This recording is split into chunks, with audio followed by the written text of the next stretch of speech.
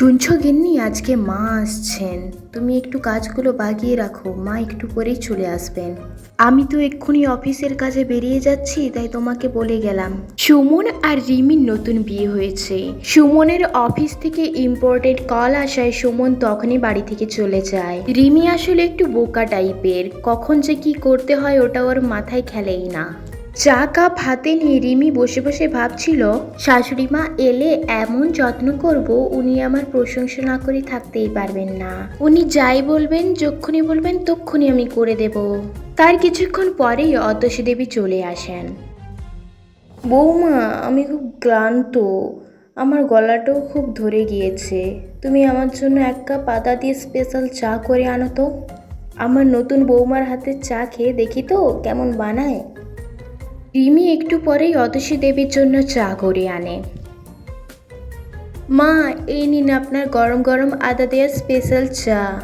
খেয়ে বলুন তো কেমন হয়েছে। বৌমা, এসব কি মস্করা হচ্ছে আমার সাথে? তুমি আমার সাথে এসব কি তামাশা লাগিয়ে রেখেছো? তোমাকে আদা দিয়ে চা করে আনতে বলেছি, আদা চায়ে ডুবিয়ে আনতে বলিনি। তোমার বুদ্ধি কি হাঁটুতে থাকে নাকি বিয়ে হওয়ার সাথে সাথে শাশুড়িকে সাতাবার প্ল্যান করেছো তুমি? ইয়ে, মানে মা, আপনি তো এক্ষুনি বললেন আমাকে আদা দিয়ে চা করে আনতে, তো আমি তো সেটাই করেছি। আপনি আমাকে এতগুলো কথা শোনাচ্ছেন কেন? আপনি যেমন বলেছেন আমি তেমনই করেছি। আমি ভাবলাম আপনি অনেক খুশি হবেন আমার ওপর, কিন্তু উল্টে আপনি রেগে যাচ্ছেন যে। রেগে যাব না তো কি করবো? তোমাকে তো শুধু এক কাপ চাই করতে বলেছি, পরমান্ন রাঁধতে তো বলিনি। তাতেই তুমি আমাকে এভাবে সাতাচ্ছ, অপমান করছো। অতসী দেবী সেখান থেকে রেগে চলে যান। মা, মাসি আমাকে ফোন করেছিল, বলেছে তোমাকে আর আমার নতুন বউকে নিয়ে কালকে সকালের মধ্যেই ওদের ঘর যেতে। আসলে আমাদের পিঙ্কি আছে না, ওর কাল জন্মদিন, তার জন্যে আমাদেরকে যেতে বলেছে। তো তোমরা আজকে রাতে সব জিনিসপত্র গুছিয়ে নাও, কালকে সকালেই আমরা রওনা দেব। দেখো বৌমা, আমি তখন তোমার ওপর খুব রেগে গিয়েছিলাম, কিন্তু এখন বলছি আমার আর রাগ নেই। তুমি দেখবে এবার থেকে যেন ওইসব না হয়।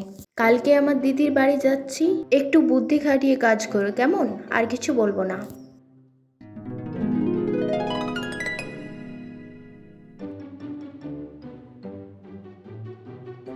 কেমন আছেন মাসিমা? আপনার বৌমা তো খুব সুন্দর দেখতে হয়েছে। তো সুমন এসেই কোথায় গেল? ওকে তো দেখতে পাচ্ছি না। আর বলো না, সুমনের একটা কাজের কল এসেছে, তাই ও বাইরে গিয়েছে। এই বৌমা, কতক্ষণ বসে থাকবে? যাও কি প্রণাম করো, তুমি না নতুন বউ।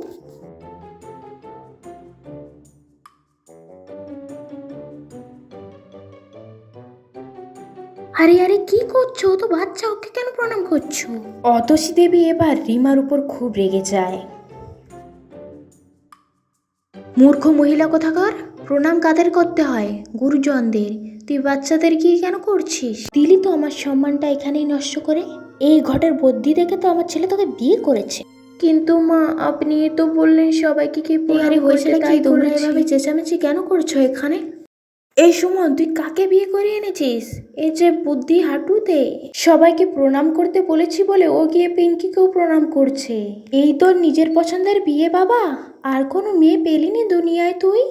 মা, হয়তো সবাইকে করতে গিয়ে ওর পায়ে লেগে গিয়েছে। তুমি ওকে ভুল বোঝো না, ও খুব ভালো মেয়ে। আর যদি কোনো ভুল করে থাকে তুমি ওকে ক্ষমা করে দিও। আর এই ভুল ওর দ্বারা হবে না কোনোদিন। রাত্রিবেলায় সুমন রিমিকে বোঝাতে থাকে ও যেন তার মায়ের কথায় কিছু না মনে করে। রিমিও বলে ও কিছুই মনে করেনি।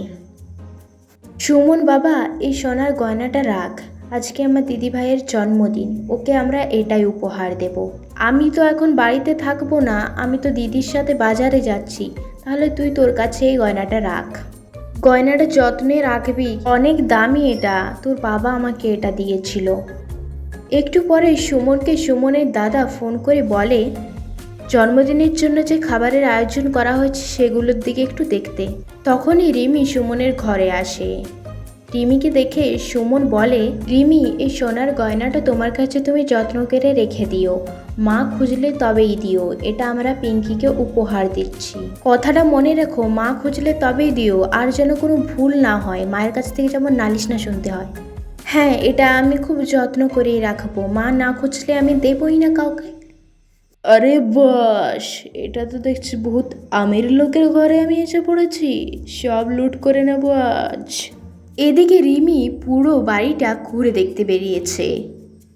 আরে এই বাড়িটা কি সুন্দর। শহরের বাড়িগুলো বোধহয় এমনিই সুন্দর হয়, আমাদের গ্রামের তো ছোট ছোট বাড়ি। ইয়ে লড়কি, তেরে পাস জো হ্যাঁ মুঝে দে দে। তোর কাছে যা যা সোনার গয়না আছে তা দিয়ে দে।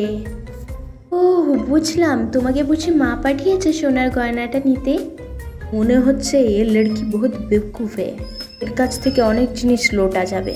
हाँ हाँ माँ जी ने ही तो भेजा, মাই বললো গয়নাটা দিতে। দিন।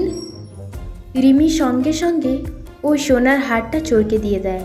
আমার দমটা যেমন হুসফুস করছিল এই সোনার হারটা আমার কাছে ছিল বলে।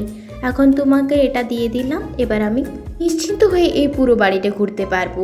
যা বাবা, হাঁপ ছেড়ে বাঁচলাম কি। রিমি এই বলে বাড়ি ঘুরতে চলে যায়, আর সেই সুযোগে চোরটা বাড়িতে ঢুকে পড়ে। জন্মদিন পার্টির জন্য সবাই ব্যস্ত ছিল, আর চোরটাও সুযোগ পেয়ে যায় বাড়িতে ঢোকার। বাড়িতে ঢুকে রাজু চোর সবাইকে ভয় দেখাতে থাকে। এই সব সোনা দানা গয়না টাকা পয়সা যা আছে আমায় দিয়ে দে, বলে তোদের বাড়ির এক একটা লোককে টুকরো টুকরো করে ফেলবো। যাও অহনা, গিয়ে তুমি পিঙ্কিকে দেখো, আমি এই চোরকে সামলাচ্ছি। হ্যাঁ হ্যাঁ, তুমি যা যা দাবি করছো সবই তোমাকে দেবো, তুমি কারো কোনো ক্ষতি করো না। বেশি ফটফট না করে তাড়াতাড়ি জিনিস বের করো, তো আমার সময় নেই। ওই সময় রিমি সেখানে আসে, আর রিমি ভাবতে থাকে, এ বাবা যা, আমিও তো বুদ্ধ না, মা তো সবাইকে প্রণাম করতে বলেছিল, এই আঙ্কেলকে তো আমার প্রণাম করাই হয়নি। যাই গিয়ে ঝটপট প্রণাম করিনি, তাহলে মা হয়তো রাগ করবে না। এই বলে রিমি যেই না রাজুর পা ধরে প্রণাম করতে চায়, রাজুর পা পিছলে যায় আর রাজু ধপ্পাস করে পড়ে যায় মাটিতে। এই সুযোগে রমেশ বাবু পুলিশকে ফোন করে দেন। বৌমা, তোমার হাঁটুর তলায় বুদ্ধি বলে আমি তোমাকে কত কথা শুনিয়েছি, কিন্তু আজ তোমার এই বুদ্ধির জন্যই আমরা বেঁচে আছি প্রাণী।